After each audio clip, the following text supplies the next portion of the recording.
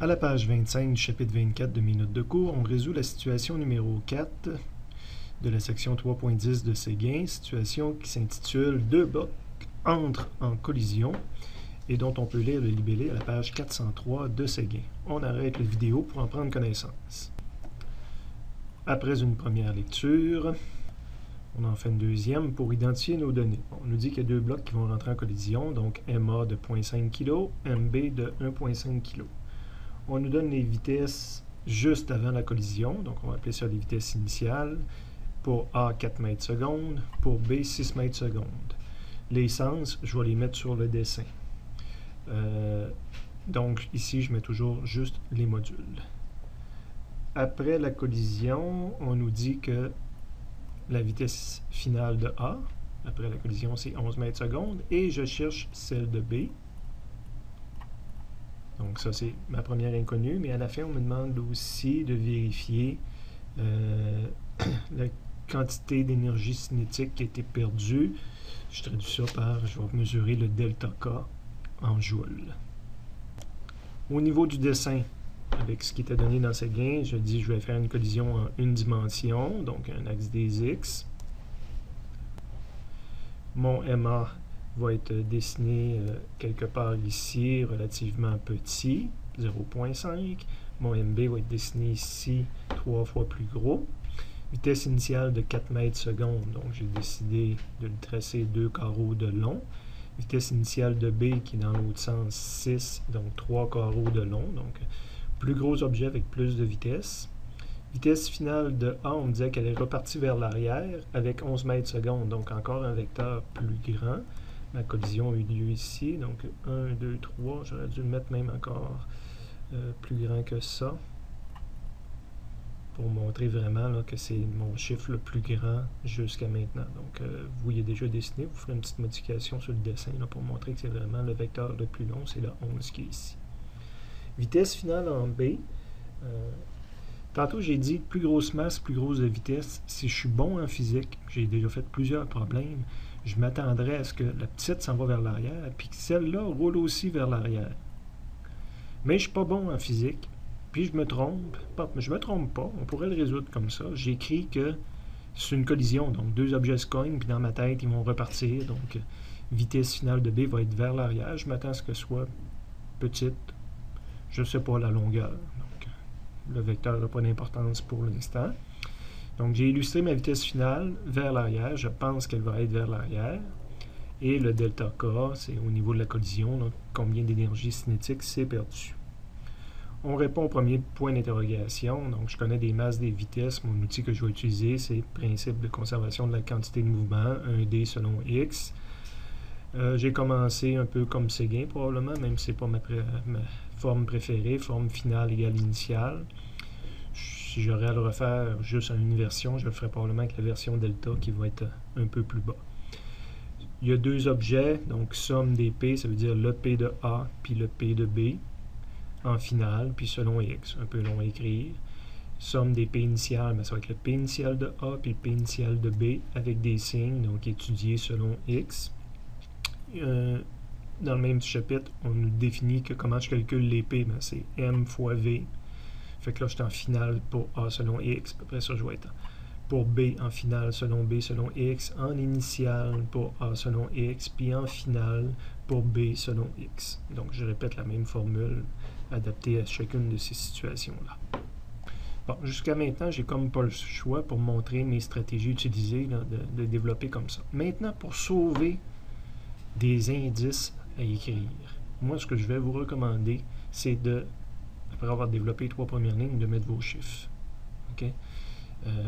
Mais de traîner les chiffres sans jamais faire de calcul. Vous allez voir ce que je veux dire. Donc, j'écris mon point 5, la masse A. Vitesse finale de A selon X. La vitesse, c'est 11, mais selon X est vers l'arrière, donc j'écris moins 11. J'ai traité le signe. Plus MB. MB, je pourrais même mettre son chiffre également, c'est 1,5. Vitesse finale de B selon X. Vitesse finale est ici, donc elle est positive, mais elle est inconnue. Donc, c'est un plus, vitesse finale selon B. Je suis en train de faire disparaître les X en mettant les signes en devant de mes chiffres en plus. MA, c'est 0.5. Vitesse initiale de A. c'est le 4 qu'il y a là, puis c'est un 4 positif, donc un plus 4.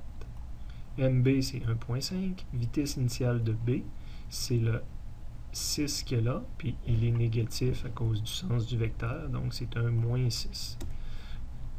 Okay. J'ai tout simplement, sinon j'aurais eu à écrire qu'ici c'est moins vitesse finale de A, puis là j'aurais traîné mes MA, MB. Ici j'aurais eu à écrire plus vitesse initiale de A. Ben, je l'ai mis en dessous. Okay. Donc ça c'est un ajout, là, possiblement, cette ligne-là, vous ne l'avez pas dans votre version papier, là, mais je viens d'écrire la même chose, mais avec les symboles, beaucoup plus longs à écrire. Je la recache pour vous montrer que l'étape d'après, c'est que je vais isoler ma seule inconnue qu'il y a là-dedans, vitesse finale de B, qui est du bon côté de mon égal, ça veut dire que les termes vont s'en aller de l'autre côté si on veut.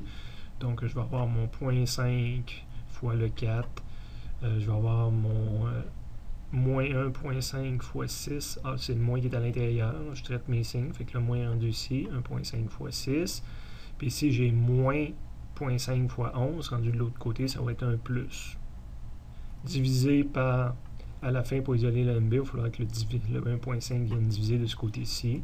Donc, il vient diviser, puis j'ai tous les chiffres pour écrire la réponse. Mais je n'ai pas la formule comme j'ai l'habitude d'avoir. Remarque, je pense que vous autres, j'étais passé de la ligne ici, puis cette ligne-là, ce que je viens de mettre les chiffres, apparaissait en dernier. Mais là, je vous montre le sens que je l'aurais fait. J'aurais mis ça en premier, parce que c'est comme plus facile d'isoler avec tous nos chiffres. Et après ça, je l'aurais écrit si le client ou le demandeur du problème veut vraiment avoir la formule. Ben, 0.5, c'est ma masse de A. Le 4, c'est ma vitesse initiale de A en termes de module. Moins 1.5. 1.5, c'est MB. Puis le 6, c'est la vitesse initiale de B, c'est le module. Plus 0.5 fois le 11, c'est le module vitesse finale de A. Puis c'est divisé par 1.5, c'est divisé par MB. Donc, celui-là qui a besoin de la formule, il l'a. C'est comme plus facile d'isoler avec nos chiffres là, que de traîner tous ces indices-là pour essayer d'isoler. Je vous recommande ça. Ou ben donc vous passez en traînant vos symboles. Gros problème présentement. La réponse n'est pas bonne. Comment ça, la réponse n'est pas bonne? Ben, j'ai travaillé avec les modules. Hein, je fais disparaître les X parce que je travaille avec les modules. Un module ne peut pas être négatif. J'ai pas fait d'erreur de calcul. J'ai fait une erreur de stratégie. Okay, donc, remarque ici, je pense que vous ôtez sur votre feuille, attention, module ne peut pas être négatif. Ça implique que le sens du vecteur était mal envisagé au départ. J'aurais pas dû le dessiner vers l'avant comme ça. J'aurais dû le dessiner vers l'arrière, avec une longueur correspondant à moins 1. Donc, c'est ce que j'ai mis ici, que ma vitesse finale, un module ne peut pas être négatif. Donc, je l'ai réécrit positif, mais ça implique que j'aurais dû le dessiner comme ça. Et c'est comme ça qu'il est. C'est pas juste j'aurais dû. Soit qu'en haut, je le redessine, soit que je le redessine à côté de ma réponse, voulant montrer que ça, parce que pour lire mon problème présentement, pour interpréter ce problème-là, il faut que je l'interprète avec ce sens-là, mais en bout de ligne, mon résultat, c'est qu'il va dans l'autre sens. Et que, selon X, c'était un moins 1.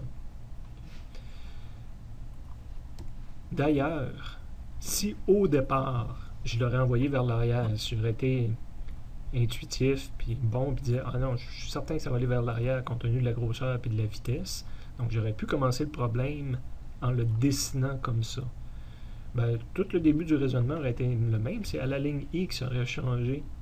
Les chiffres auraient été les mêmes. C'est ici que ça aurait changé parce qu'il est vers l'arrière. Fait qu'au lieu d'écrire plus vitesse finale de B, j'aurais écrit moins à cet endroit-là. Donc, ma ligne devient, si on veut, la même ligne. Encore une fois, là, je préfère écrire les chiffres.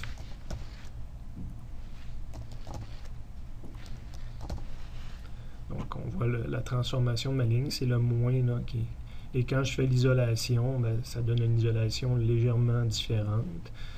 Là, il est moins. Là. On va le garder de ce côté-là, puis on va changer les signes après. C'est ça qu'il faut penser, là, mathématiquement vérifier, mais je n'ai pas fait d'erreur. Donc, assurez-vous, ça peut faire de la pratique pour les gens qui ont besoin d'isolation mathématique. Et en bout de ligne, ben, je peux réécrire la formule. Et on s'aperçoit que c'est une formule que c'est tout simplement tous les signes ont été inversés. Regardez, j'avais moins MB, ça devient plus MB. J'avais plus MA fois vitesse initiale, puis plus MA fois vitesse finale, ben, ça devient un moins MA qui a été mis en évidence. C'est une façon différente d'écrire. Encore une fois, vérifiez que mathématiquement vous êtes d'accord. Ça fait de la pratique pour les gens qui ont de la difficulté là, avec les aspects mathématiques du problème. Finalement, en bas, ben, j'ai l'autre solution. Comment quelqu'un qui est de type delta l'aurait résolu. En prenant pour acquis que je fais la même erreur au départ, là, que je l'envoie vers la droite, là, comme j'ai fait en haut, mais avec la somme des variations de P à la place. Ben, j'ai encore deux objets. Au moins, ça nous évite de l'écrire 4 fois. On l'écrit rien que 2 fois. Donc, j'ai la variation de PA puis la variation de PB avec signe. Puis après ça, on a une formule qui dit la variation de P, ben, c'est la MA fois la variation de V pour A selon X, puis même formule pour B selon X. Ligne d'après, ben, je mets les chiffres. Je m'excuse, là, dans votre impression papier, j'avais dit que ça, c'était de la vaisselle, puis je voulais plus les effacer, je l'ai encore effacé, puis ça change un petit peu les choses. Alors, c'est vrai, mais c'est encore à développer le VAX, là, pour montrer comment on calcule une variation de V. Ben, c'est V final selon X moins V initial selon X, et je répète pour le B. Et après ça, je suis prêt à mettre les chiffres. Donc, j'ai 0.5. Le V final selon X est vers l'arrière, puis il vaut 11. Donc, c'est un moins 11. Moins V initial. Le V initial, il est vers l'avant, et il vaut 4. Donc, c'est moins plus 4. Le MB, c'est 1.5. Vitesse finale, c'est celle que je vais chercher. Puis, je l'avais mis dans le sens pour écrire. Ici, je devrais même mettre là, le plus en avant pour dire que j'ai traité le signe. Moins la vitesse initiale qui était égale à 6 puis qui était vers l'arrière, donc un moins 6. Okay. Il n'est peut-être pas tout à fait pareil à votre feuille papier, là, mais j'espère que vous pouvez l'ajuster assez facilement sans avoir à sortir une autre feuille de papier. Et après, habituellement, je sauterais, étant donné que j'ai tous des chiffres et une seule variable inconnue, à l'isoler. Donc là, c'est la partie mathématique du problème.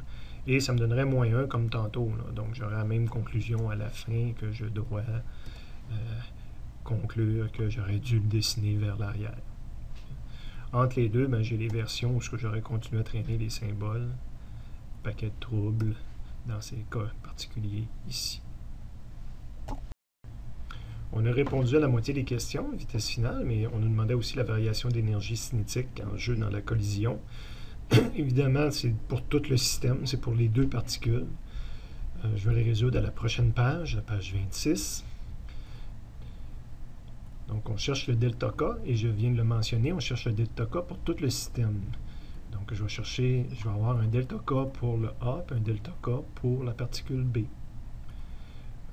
Autre ligne, pas nécessairement obligatoire, mais on se rappelle qu'une variation, ben, c'est toujours un final moins initial. Mais j'ai déjà une formule, quand on va dans le chapitre 17 pour le cinétique, il y a une formule directement pour calculer le delta K. C'est une demi M V final au carré moins V initial au carré. Et là, je l'applique à A. Évidemment, je répète pour le B exactement la même formule. Et je suis prêt à mettre les chiffres parce que tout est connu. Puis ça me donne une variation de 0 joules. Donc, il n'y a eu aucune perte dans la collision qu'on vient d'étudier. Il y avait une autre solution en bas. J'aurais pu étudier ça en partant plus avec la forme finale initiale. Quelqu'un qui est de ce type-là et qui veut absolument le faire comme ça. Encore une fois, ben là, je vais avoir du côté final à le séparer en AB, puis du côté initial à le séparer en AB. Et dans le chapitre 17, aller chercher comment on calcule un K qui est une demi-MV et de le répéter pour les 4 systèmes. Je trouve toujours ça un petit peu plus long. Et on est prêt à mettre tous les chiffres et s'apercevoir qu'on arrive à 31 est égal à 31. Ou encore, delta K est égal à 31 moins 31 là, est égal à 0. Même conclusion, là, je n'ai pas eu de variation d'énergie.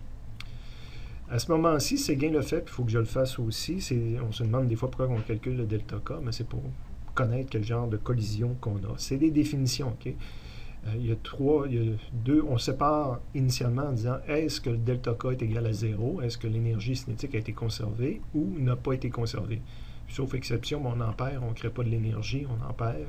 On ne la perd pas non plus, elle se transforme en soit chaleur, soit son, soit également déformation mécanique. 3 formes d'énergie vers lesquelles l'énergie cinétique peut se transférer. Quand on a un delta K égale 0, par définition, on appelle ça des collisions élastiques, qui n'est pas nécessairement en lien avec un élastique là, qui s'étire, qu'on a dans notre tête qui s'étire. Au contraire, habituellement, c'est pour des blocs très très durs qu'on a une collision élastique qui n'aura pas de perte d'énergie cinétique. Delta K plus petit que 0, on va dire qu'on a des collisions inélastiques. Okay? Donc pour des blocs mous. Donc l'exemple typique de ça, c'est de la pâte à modeler. Okay? Et il y a des collisions parfaitement inélastiques, parce qu'évidemment, même si j'ai des pertes, les collisions peuvent être un peu inélastiques, puis les objets vont se séparer. La collision parfaitement inélastique, ce qu'elle a de particulier, ben, elle fait partie aussi de celle que delta K est égal à 0, mais les objets restent collés ensemble. Donc j'ai une seule vitesse à la fin quand je suis parfaitement inélastique. Les deux objets sont ensemble puis ils se déplacent ensemble. Donc c'est notre catégorisation là, des différents types de collisions.